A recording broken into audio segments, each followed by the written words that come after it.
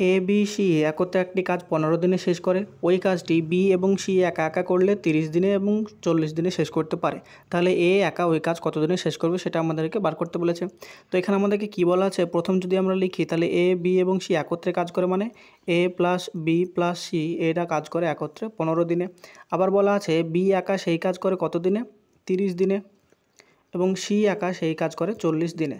তাহলে 15, 30 এবং 40-এর যদি আমরা এলসিএম বা লসাগু নিই তাহলে সেটা হয় আমাদের 120। তাহলে 15 দিয়ে 120কে যদি ভাগ করি তাহলে সেটা আমরা পাই 8, 30 দিয়ে 120কে ভাগ করলে পাই 4 এবং 40 দিয়ে 120 ভাগ করলে পাই 3।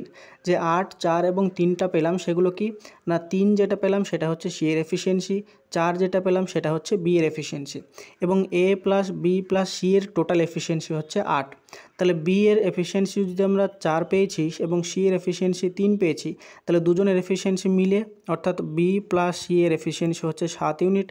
এবার বলেছে এ প্লাস বি প্লাস সি তিনজনের এফিসিয়েন্সি হচ্ছে 8। তাহলে বি প্লাস সি এর যদি 7 হয় তাহলে 8 কার হবে, এ এর হবে 1 ইউনিট। তাহলে এখানে এ এর 1, বি এর 4 এবং 3-এর সি এর হচ্ছে 3 ইউনিট এফিসিয়েন্সি মিলে আমাদের total A plus B plus C এর এফিসিয়েন্সি 8 ইউনিট। তাহলে এখান থেকে আমরা পেলাম যে এ এর এফিসিয়েন্সি হচ্ছে 1 ইউনিট। তাহলে এইটা বোঝানোর জন্য এত কিছু বলা, যে এ এর এফিসিয়েন্সি পেয়েছি 1 ইউনিট। এবার আমাদেরকে বলেছে যে এ এর টোটাল কাজটি করতে কতদিন সময় লাগবে। তো আমরা এ এর এফিসিয়েন্সি বার করার জন্য এত কিছু করলাম, যেটা আমরা পেলাম 1 ইউনিট। তাহলে আমাদের এ এর কতদিন সময় লাগবে সেটা কী করে বার করব না, টোটাল ওয়ার্ক হচ্ছে আমাদেরকে এর কতদিন সময় লাগবে সেটা হচ্ছে টোটাল ওয়ার্ক ডিভাইডেড বাই এর এফিসিয়েন্সি হচ্ছে 1। তাহলে এইটা হয়ে যাবে 120 দিন হচ্ছে এ সেই কাজটি শেষ করতে সময় লাগবে, যেটা অপশান নাম্বার সি হয়ে যাবে সঠিক উত্তর।